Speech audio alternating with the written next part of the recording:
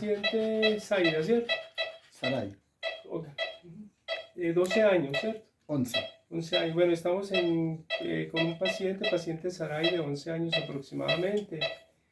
Sarai es una Cook Springer, creo que es, ¿cierto? Okay. Sí, tiene aproximadamente 2 añitos de edad. Ella viene refiriendo hace un tiempo para acá, aproximadamente ¿cuántos años? Que le diagnosticaron. 3 o 4. 3 o 4 años que se le diagnosticó un proceso hepático, le dijeron que el hígado estaba demasiado inflamado, le hicieron unos exámenes y pues esta semana le hicieron una ecografía y aparecen linfonódulos aumentados a nivel gástrico, hepático e inguinales. Los linfonódulos que yo miré esta semana, los prescapulares, estaban aumentados de tamaño, mira aquí ya no se sienten, ¿cierto? Ya no se sienten, ¿sí? Están aumentados los linfonódulos popliteos, estos siguen aumentados un poco, poplito derecho, y el poplito izquierdo siguen aumentados un poco, inguinales no están aumentados, axilares tampoco, pero estaban infartados los escapulares y ya no están infartados. Bueno, paciente pues que se le reportó un linfoma. El paciente se comenzó tratamiento para linfoma hace unos 2 días aproximadamente. Iniciamos tratamiento con lomustine.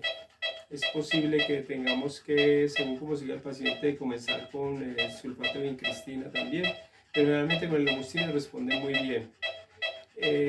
Pues a los exámenes no hay una neutrofilia como tal, no sabemos si es porque se comenzó un tratamiento antibiótico antiinflamatorio esta semana, no hay una neutrofilia como tal en los exámenes de Zaira, lo que no indica un proceso de tipo inflamatorio. Es muy posible que con lo que se le ha venido colocando, el tratamiento que se le ha venido colocando a Zaira, que se ha venido respondiendo, entonces es un riesgo también quitarlo, ¿sí? Exacto. Los exámenes anteriores que le tomaron a ella aparecía una albúmina en 2.27, 2.37. Generalmente, pues lo que yo les pregunté era de que averiguáramos en qué medidas lo estaban tomando, 100 gramos por decilitro, en cuáles, porque generalmente es de 23 a 37. Si es en gramos por decilitro, pues lo normal es que sea la albúmina por encima de 3. Una albúmina en 2.27, 2.37, pues no está tampoco muy caída. Pensamos en una hipoalbuminemia en un paciente cuando las albúminas bajan de 1.5 gramos por decilitro, y hay que pensar en colocar albúmina. Muchas veces inclusive a ellos se les coloca albúmina humana inclusive, y el protocolo para que no vayan a reaccionar, pero ella no necesita absolutamente nada de esto. Cuando yo llegué a su casa y la palpé, aquí así que usted me dijo que estaba muy llena de líquido, pues a mí no me da el choque de onda, ¿sí? Entonces, pues en esos edemas, anasarcas o ascitis, o lo que comúnmente la gente llama hidropesía, pues eso puede obedecer a 3 cosas: a un problema cardíaco, de pronto una hipertensión reversa, o se esté devolviendo la sangre del corazón derecho hacia el organismo, no la esté tomando muy bien de pronto, que esa precarga no esté llegando muy bien por ejemplo al corazón, o se esté devolviendo por una hipertensión reversa, se esté acumulando, pueden crear edemas. Y lo otro son edemas producidos por algún proceso hepático, sobre todo una cirrosis atrófica del hígado, en donde sale la célula del espacio intracelular, el espacio extracelular. Y ya lo otro sería pensar en un síndrome nefrótico. Un síndrome nefrótico, el paciente generalmente convulsiona, las proteínas están elevadas, ya las proteínas las tiene dentro de los límites normales, y hay edemas. Se caracterizan los síndromes nefróticos por eso. En el paciente renal, y que yo recuerdo que yo le dije que para mí obedecía más a un paciente renal que a un paciente hepático, ¿cierto? Realmente pues tocaría hacer una prueba rival, mirar a ver si el líquido es un transudado o no exudado, el líquido contenido en cavidad abdominal. Entonces pues se le hicieron unos exámenes, los exámenes, lo único que aparece alterado en el hemograma, que es donde está la funcionabilidad de las células de defensa, los leucocitos, las plaquetas, y el hemograma como tal, cómo está el paciente, si está anémico o no está anémico, la hemoglobina, el hematocrito, la concentración de hemoglobina corpuscular y todas estas cosas. Hay una ligera anemia, eso es cierto. pero entonces tocaría ir mirando por qué esta anemia, porque está con sangre en la materia fecal, entonces tocaría hacer, en estos días le mandamos sangre por 3 días a mirar a ver si se sostiene ese sangrado en la materia fecal o no, o es algún otro problema. Muchas veces están parasitados por parásitos hematófagos, por ejemplo el pilión canino que consume sangre, entonces al alimentarse la mucosa intestinal, pues hay sangrado en la materia fecal, es muy posible. Hay veces también puede ser una amibiasis, una giardiasis, también va acompañada, algún otro tipo de parásitos también van acompañados de sangrado en la materia fecal, pero entonces hay que averiguar, ¿sí? Porque hay sangre en la materia fecal. A veces hay que hacer colonoscopías para mirar de pronto un proceso cancerígeno muchas veces, o bacterias que producen hemólisis o destrucción de glóbulos, y entonces hay sangrados. Pero pues yo más bien descartaría eso por el momento. Lo del proceso hepático, las transaminasas están normales, lo que indica que la estructura hepática está normal, y las bilirrubinas están normales, lo que indica que la funcionabilidad del hígado está normal. Si fuésemos a hacer una prueba de función hepática más específica, pues ya tocaría manejar bromosultaleína o manejar de pronto ácidos biliares, pero como eso nos demora 15 a 20 días los resultados, pues toca mirar algo que nos dé una visión como más clara y más rápida para comenzar un tratamiento. Por eso se mandan bilirrubinas y transaminasas, ALT, AST y otras transaminasas. Entonces, la estructura hepática parece estar, creo que le habían comentado que estaba inflamado el hígado, pues no hay neutrofilia ni nada. Es muy posible que estuviese así, pero como se comenzó tratamiento sin exámenes, es muy posible que estemos controlando el proceso infeccioso y el proceso inflamatorio, porque en la ecografía hay imágenes anecoicas en los órganos del abdomen, y cuando hay imágenes anecoicas, general obedecen a concentración de líquido, por lo general son abscesos. Entonces es muy posible que estemos pues frente a un proceso séptico en el paciente. Además, si miramos la presión sistólica y diastólica, está en 155/71, 155/71, con una presión de pulso, que la diferencia entre la sistólica y la diastólica 86 aproximadamente. Cuando la presión de pulso está por encima de 40, obedece a un gasto cardíaco elevado del corazón con una presión de pulso elevada, y las resistencias vasculares sistémicas están disminuidas, por lo tanto eso se llama un shock vasodilatado. Casi siempre esos shocks de tipo vasodilatado obedecen a shocks de tipo distributivos, que son procesos generalmente sépticos, porque en ella no podríamos pensar en una intoxicación o en una alergia, por ejemplo, un proceso inflamatorio muy posible, un proceso neurológico, y ya la parte neurológica la tiene normal. Entonces más bien podríamos pensar, con esa presión de pulso como la tiene, podríamos pensar más bien en un paciente que está haciendo mucho de tipo distributivo séptico, o sea, una sepsis. Entonces es muy posible que con la UP que le estamos mandando él esté mejorando, porque como estamos en órganos, pues hay que buscar bacterias más que todo de tipo anaerobio, que no vayan en medios en donde no hay aire. Entonces es lo que se está haciendo. La presión arterial media es una presión arterial media 2 veces la diastólica, son 142, más la sistólica 155, da como 97, casi 300, dividido 3 presiones, nos da aproximadamente 133 de presión arterial media, que es elevadísima, debe estar más o menos en 90, está elevadísima. Entonces, ¿qué tenemos que hacer? Mandar un medicamento para comenzar a controlar la presión arterial, y de esa manera vamos a comenzar a ayudar al riñón, ¿sí? Pues vamos a hacer eso para comenzar a ayudarle al riñón. Los pacientes que reciben hipotensores, los pacientes que les mandan droga para la presión arterial, si no se les hace controles, el primero a los 15 días, el segundo al mes, el otro a los 2 meses, el otro a los 4, y cada 4 meses, si no se hace esto, por el mecanismo hipotensor del medicamento que yo le estoy mandando al paciente, por si algo usted le está mandando enalapril o le está mandando captopril o losartán y no le hacen exámenes, es muy posible que ese hipotensor le baje la presión sanguínea. ¿Y de qué viene el riñón? De líquidos. Si al riñón no le llega líquidos, pues el riñón comienza a fallar.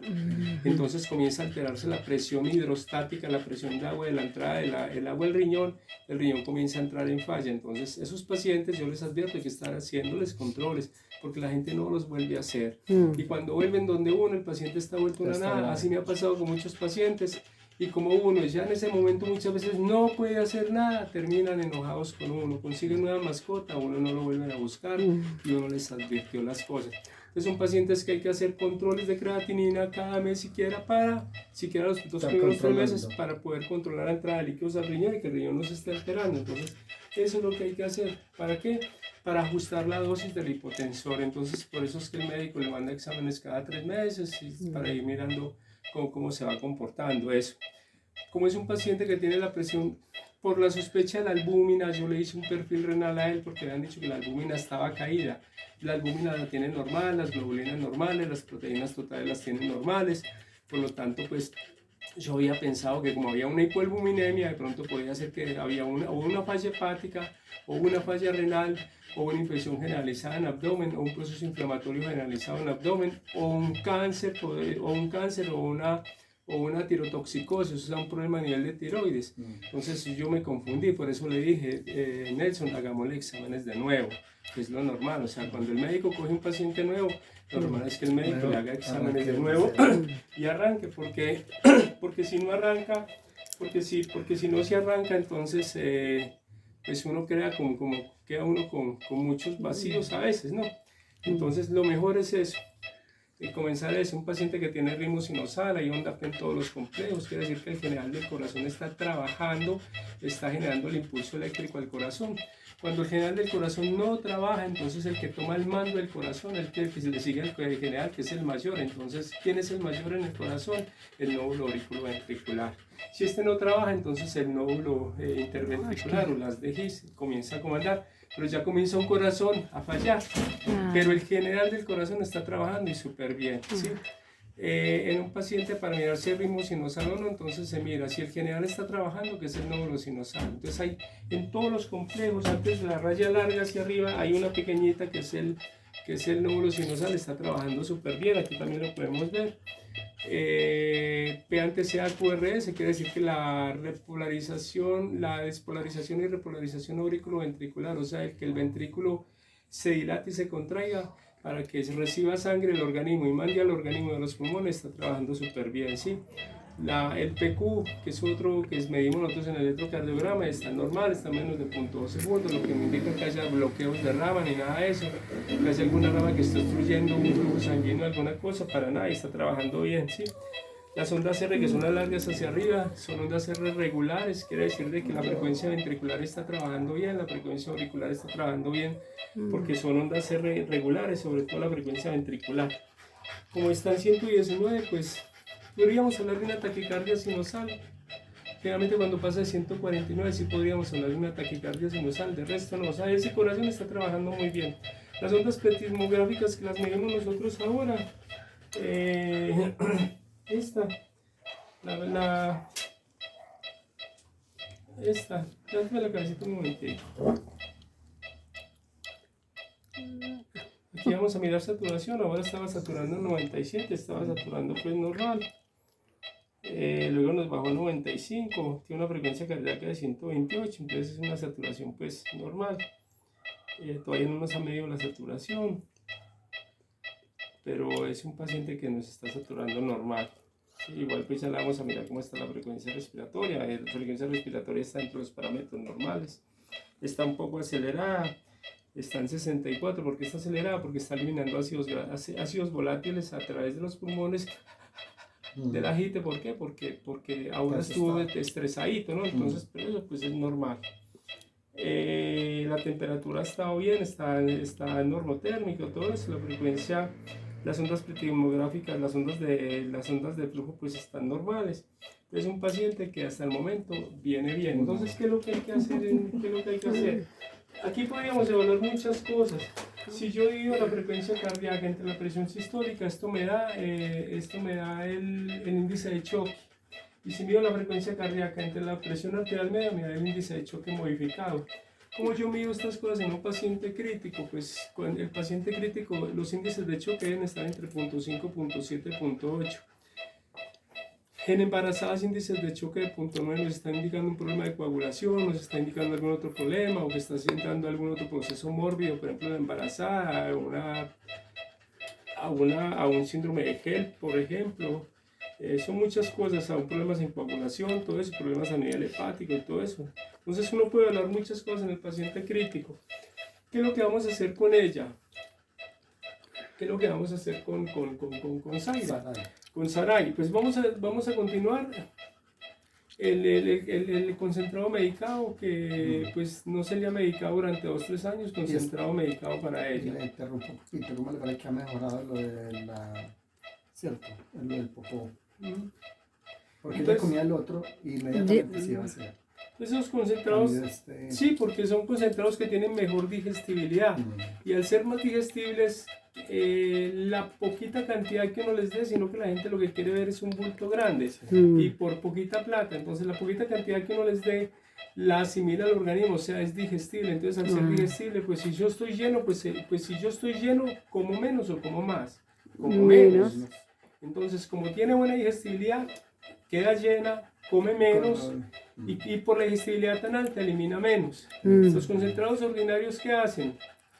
Dan hambre, rápido. generan Ya. hambre. ¿Por qué? Porque la cantidad que se come el paciente elimina la mitad, y al eliminar la mitad, pues lo que hace el paciente es quedar con hambre.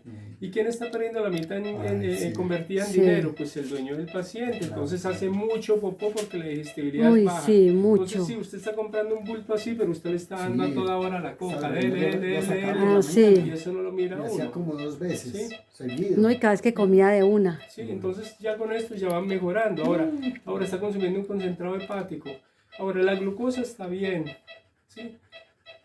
Las plaquetas están normales como para pensar en mandar una prueba de hemoparásitos o alguna cosa. Sería bueno, si usted tiene la forma, sería bueno si quiere hacerle una Ehrlichia. Le voy a decir por qué. Porque ¿de dónde podemos nosotros pensar que hay una anemia? Por un problema de coagulación.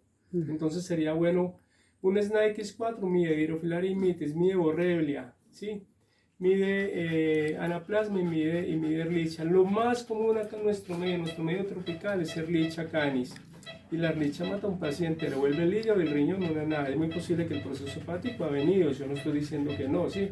Pero lo que hace que de pronto está comenzando con tratamiento de pronto adecuado o diferente, pues de pronto han ido respondiendo, ¿sí? Es eso, ya con el concentrado hepático para ella y todo, ¿sí? Entonces yo de todas maneras le voy a prescribir el examen, si usted lo puede hacer, lo hacemos, porque yo no le puedo preguntar a usted, yo debo de formularle el examen. Se hace ahora mismo con la misma sangre. Con la misma sangre. Si usted me dice a mí sí, hagámoslo, entonces con la misma sangre lo hacemos, ¿sí? Porque la sangre queda guardada 3 días, eso. Para que busquemos Ehrlichia, porque si hay Ehrlichia, entonces hay que tratar con doxiciclina, ¿sí? Hay que tratar con este producto, porque si no, entonces eso va a dañar el riñón y va a dañar el hígado, va a producir problemas de coagulación y una cantidad de cosas, problemas de tipo vascular, inclusive aumento de presión arterial y todo eso. Entonces es bueno hacer el examen. El concentrado hepático pues le va a ayudar. Además, la fosfatasa alcalina la tiene elevada, la tiene más de 1000. Una fosfatasa alcalina no le debe subir más de 140.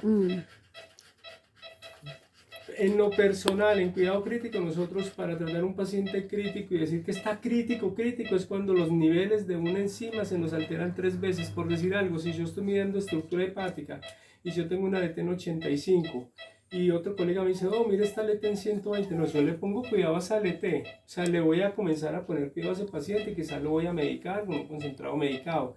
Pero medicina todavía no le voy a mandar, ¿sí? Porque la dosis es hacia el veneno, entonces si yo de pronto le mando una medicina le va a caer mal, no la necesita. Entonces, pero si ese paciente que debe tener una transaminasa, una LT en 85 y la tienen 240 3 veces, pues ahí sí ya es otra cosa. La fosfatasa alcalina 140, la tienen 1000 y punta, 1035, algo así, está altísima, ¿sí? Muchos de los pacientes, y esto casi nunca nosotros los médicos veterinarios lo tenemos en cuenta, muchos de los procesos mórbidos en pacientes por fosfatasas alcalinas elevadas son pancreatitis. Entonces hay que buscar páncreas, entonces hay que comenzar a tratar páncreas, ¿sí? El páncreas, pero el páncreas se me puede inflamar no siendo un proceso infeccioso, porque si yo tengo un paciente con un proceso pancreático y yo le mando antibiótico y ese paciente no tiene una infección en las primeras 48 horas, yo puedo hacer una translocación bacteriana y hacer una resistencia antibiótica y ese paciente quizás puede morir.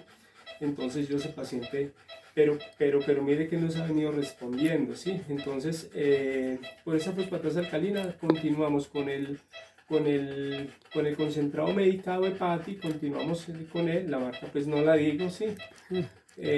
Comenzamos con el concentrado hepático y vamos a ver dentro de un mes, si Dios quiere, cómo esa fosfatasa alquilina nos ha podido bajar, no mucho, pero yo he bajado fosfatasas de 936 en 3 meses, las he bajado a niveles normales, pero hay que seguirle haciendo. Sí. Por lo de la presión arterial elevada, ¿cómo evaluamos nosotros un paciente renal? Un paciente renal lo evaluamos con 4 o 5 parámetros. Uno, presión arterial la tiene elevada. Presión arterial media de 130, sistólica de 155 y diastólica de 71, tiene un chorro vasodilatado, presión de pulso elevada, gasto cardíaco elevado. Si fuera al contrario, ¿ante qué paciente estaríamos nosotros con una presión de pulso más baja, un gasto cardíaco más bajo, resistencias vasculares aumentadas, por ejemplo, ¿sí?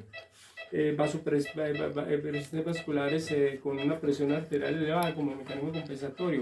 Estaríamos frente a un paciente con una hemorragia que sufrió un trauma de accidente, una puñalada, un tiro, cualquier cosa, hay una hemorragia interna, un vómito muy exacerbado, una diarrea, qué sé yo, o estamos frente a un paciente que está haciendo un shock cardiogénico, por decir algún paciente que no se le lavan los dientes, hace shock cardiogénico, hace pericarditis infecciosas por la infección de la boca que se va al corazón y nos hace infecciones por paratormonas, por fitormonas, por estreptococo, estafilococo, eso se va al corazón, infecta el corazón, daña las válvulas y hace que ese corazón comience a llenarse de líquido, ¿sí?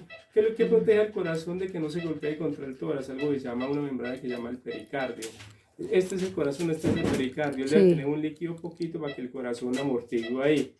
Pero cuando ya ese corazón tiene una infección violenta, ese líquido comienza a aumentar. Entonces ya este corazón no sube hasta acá, sino que hace esto nomás. O sea, ya no sube hasta donde debería subir. Sí. Entonces comienza a disminuir la contractibilidad. Hay que entrar a hacer una pericardiocentesis ecográfica con un ecógrafo mirando que no vamos a chuzar el corazón porque podemos provocar una arritmia y drenar. Es lo único que lo descompensa y lo saca adelante.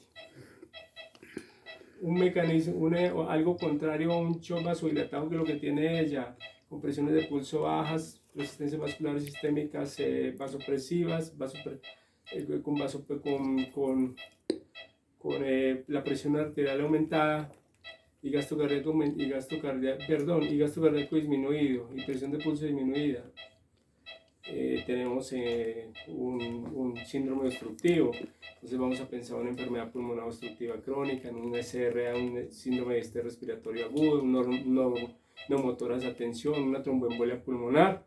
Casi siempre las tromboembolias, sobre todo en gatos, obedecen a obstrucción de arterias ilíacas. La mayor parte de los pacientes en los hospitales que no caminan y personas que no caminan hacen tromboembolia de ilíaca, sobre todo izquierda, y esa tromboembolia, esos émbolos esos trombos producen émbolos que obstruyen a distancia y vienen y destruyen el pulmón del cerebro y hacen tromboembolias y la gente muere por eso, los animales.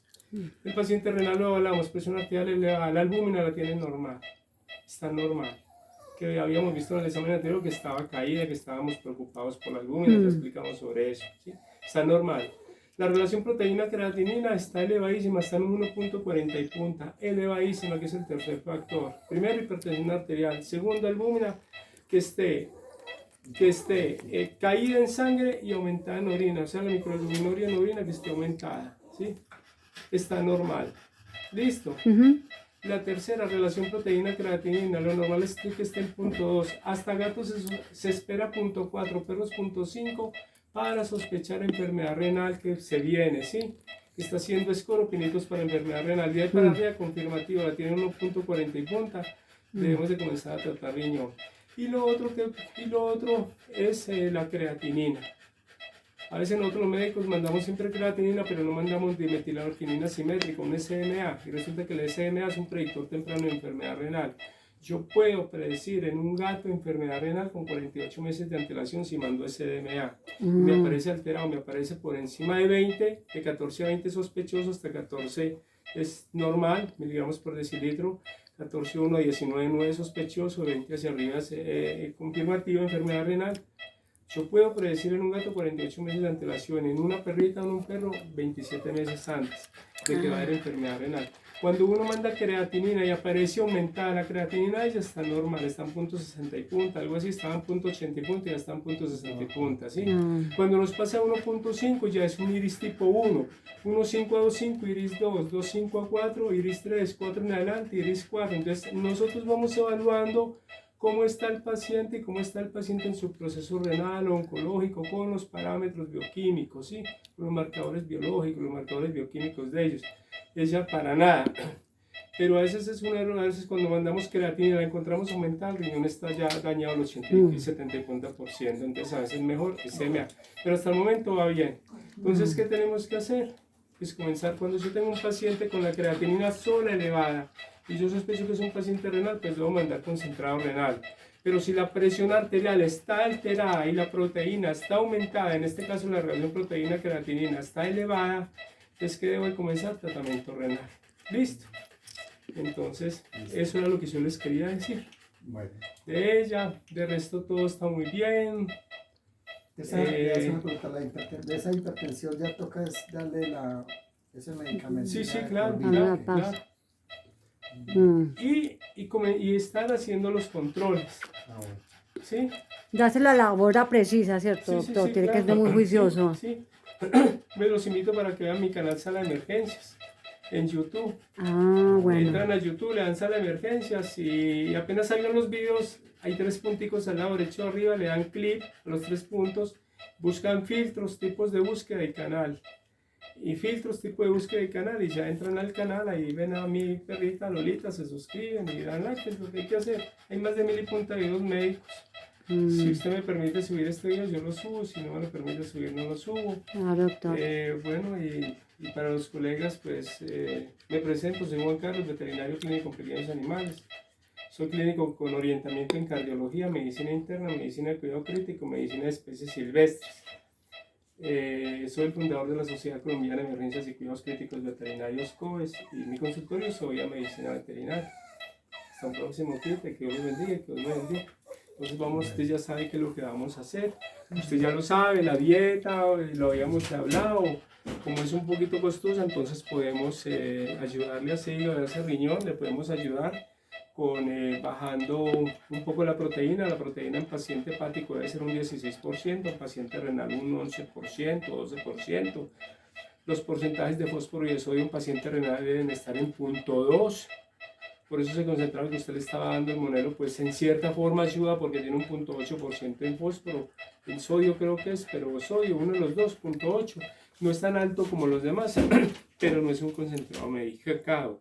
Es un concentrado muy bueno, eso sí, pero no es un concentrado medicado, pero sí le ha ayudado de todas maneras. Entonces, en el paciente renal, vuelvo y le recuerdo, cuando a veces le vamos a dar de pronto un poquito de comida de casa, de arrocito, ojalá hiposódico, ojalá bajo en sal. Sí. Sal. Si le vamos a dar la carnita o el pollo, vamos a mirar qué tipo de proteína vamos a dar. Porque si yo le doy concentrado y le paso y entonces la hija le da otro pitico de carne, algo así, estamos aumentando proteína. Y resulta que el concentrado es bajo en proteína. Entonces, si damos la comidita, no damos la proteína, la que le damos así con las manitos, ¿sí? Entonces, si vamos más bien una de las comidas, para que no se canse tanto, podemos hacer un preparadito de arroz, una dieta hiposódica, una papita criolla, una papita de las otras, ¿sí? Verdurita cocinada, habichuela, zanahoria cocinada, le podemos colocar ahí. Y la carnita y la proteína que sea más o menos la cuarta o la quinta parte de esa dieta que le estamos dando, porque hay que bajar la proteína, ¿sí? Entonces, para ayudarnos un poco. En las carnes que son... ¿Cuál es la carne más tóxica para el riñón? La carne de ganado. Acá siempre decimos carne, ¿cierto? Pero es carne de ganado. Es que estamos comiendo carne. Mejor que la carne de ganado para pacientes renales, pollo. Mejor cerdo, no estamos hablando de un chicharrón. Cerdo magro, ¿sí? Sin grasa. Mejor carnes blancas, cordero, pavo. Mejor las carnes de pescado. Entre las dos carnes de pescado, ¿cuál es la mejor? ¿La de río o la de mar? La de río pues trae un porcentaje de ácidos grasos más bien bajos. ¿Cuál es la función de los ácidos grasos? Antiinflamatorios, evitan que se formen trombos, todo eso, que el paciente pueda hacer de pronto algunas tromboembolias. son antiinflamatorios, son antialérgicos, ayudan mucho al organismo los ácidos grasos, ayudan al sistema inmune, o sea, activan mecanismos de defensas. Pero el pescado de mar, de mar tiene más porcentaje en ácidos grasos.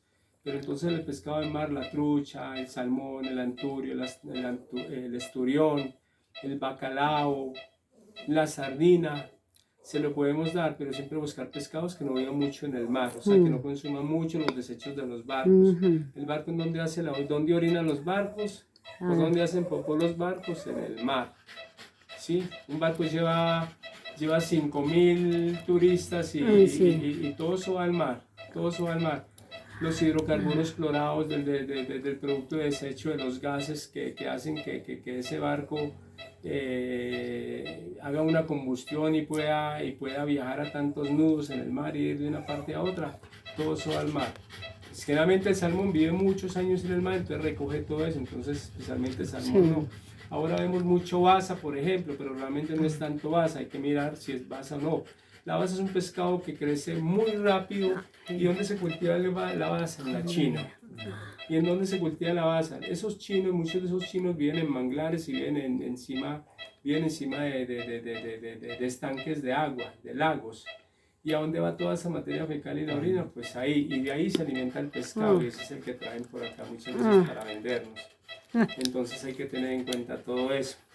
Siempre que le vamos a dar a un paciente concentrado, pues tratar de que sea dietas monoproteicas, o sea, que sea o cordero, que sea pollo, que sea carne. Por si de pronto hace una dermatitis alérgica o alimentaria, podamos de pronto cambiar la proteína a otra proteína de origen animal y de otra especie, y de pronto ir mirando cuál es el problema, pero multiproteicos, o sea, que tenga cordero, salmón, que tenga pollo, pues a veces no es conveniente porque no sabemos qué es lo que está causando la proteína. Listo, entonces con esto pues terminamos. ¿Dónde la pago, doctor? Muchas gracias por todo. Le damos acá.